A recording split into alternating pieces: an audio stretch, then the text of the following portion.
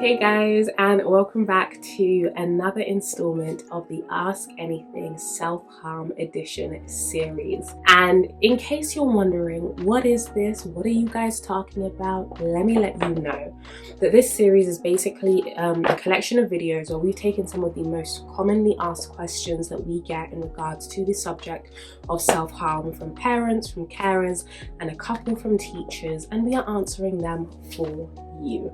And so if this video is not necessarily for you, it could be for someone that you know, it could be for a friend, an auntie, an uncle, a parent, so please share where necessary. Today's question is one of my favorites. It's because it's one of those questions that doesn't look at you and what you're feeling, what you're going through and all of this, but it looks at your young person. It looks at what they're going through. It looks at what we can do to be the best support for them. So let me just let you know what the question is. It is, how can I support my young person who is self-harming? What a question. I love it. Now, before we get into the actual answer, I need you to always keep in mind that your young person that you're interacting with is your young person. These answers are very generalized, but you know better than anyone else. You know better than me what is the best thing to do and how is the best way to approach them. So take these things, the raw materials, and fit them around your young person. If you know that your young person doesn't really like to talk much, maybe the big long discussions is not the way to go. So tailoring everything that's given to you to match the needs of your young person is really, really important. And with that being said, let us hop into the answer. So the first thing that you want to do is to offer them emotional support. I need you to not get caught up in trying to say the right thing or do the right thing, and understand that sometimes your presence, your physical presence, you're just being there is all that they need. And this is, of course, after you've checked that there's no immediate harm to them, they're not in any immediate danger, then you just make sure that you're moving at their pace. If you try and ask them questions and they shut down and they don't want it, that's all right. If you're scrambling in your mind to be like, oh, am I supposed to say this? Or am I supposed to? Sometimes just know that you can just be. That's all right. You want to be a safe space for them where their silence and they're not having the words is okay. Number 2 is to focus on what's causing them to self-harm versus on the behavior. Now, I know you find out that your young person is self-harming, immediate instincts kick in is you want to protect, you want to stop, you want to understand, you want to move. Okay, but I need you to remember that this behavior isn't just a behavior on its own. It is a symptom of something. It always points to something, which means that right now what you have is a bright red flashing sign that's pointing to something else. Yeah, so many people who self-harm are victims of abuse. So many people who self-harm are victims of bullying. They're in situations where they feel a lack of control.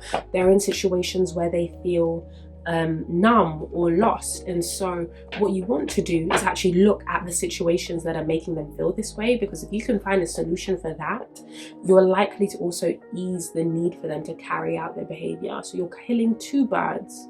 Is that 2 fingers? Yes. You're killing 2 birds with 1 stone.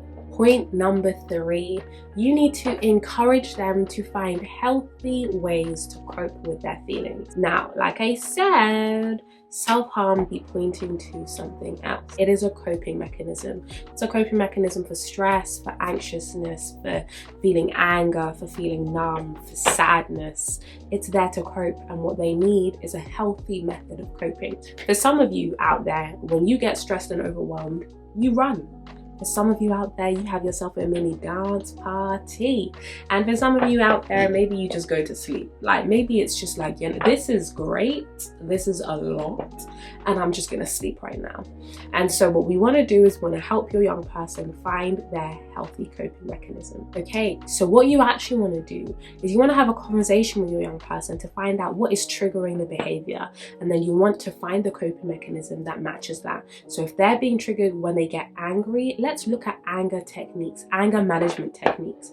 If it's because they feel lonely, let's look at how people deal with loneliness in a healthy way. And let's get active in working through these coping mechanisms.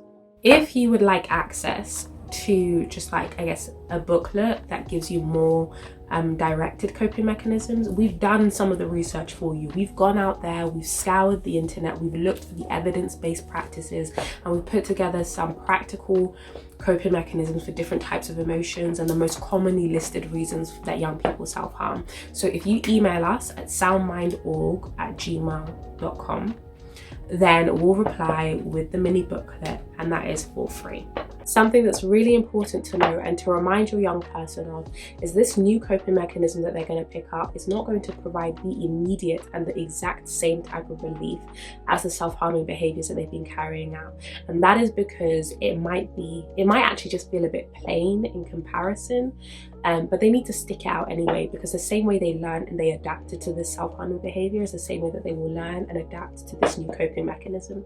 The fourth and last thing that you can do, or the last thing that we're going to suggest, there's definitely more things out there that you can do. The last thing we're going to suggest is to help them build their confidence. Now, so many young people who carry out self-harming behaviors have such low self-esteem, such low perceptions of themselves and of their value. And so if you help them build their confidence, what you'll find is if they start to value themselves and they start to see that they're actually worth more than the kind of behavior they're treating themselves with, that helps to deal with some of the mindsets that allow them to carry out this behavior. And it doesn't have to be big tasks. It can be through the words that you say to them. Kids need to hear words of affirmation. You wake up and you let them know you're great. I love you just for who you are. Like, you are enough in just being, not in what you do, not in what you say. Before you even do a single thing, you're enough for me and you're loved by me. You let them know you're great at this. They might not have even realized it. Did you know how great you are at playing the piano?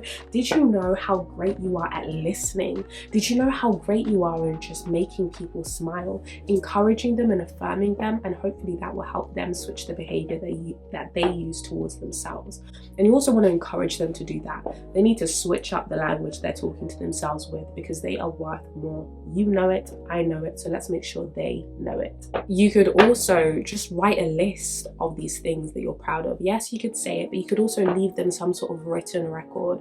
And again, we are leaving academic achievements to a minimum. Instead of saying something like, wow, you've been getting really good grades for the past few years, that actually speaks to their determination, that speaks to their problem solving skills, that speaks to their just their gutsiness. Is that a thing? Like, speak to the characteristics versus the external clappable achievements sort of vibes. So yeah, that is it for this video. Hopefully you found it useful. Hopefully there's at least one or two things that you can take away. And again, like we said at the beginning, if you feel like there's anything useful in this video, please share it with everybody, because the information is necessary and we're just out here trying to help young people recognize their value and their worth. And I will see you next week.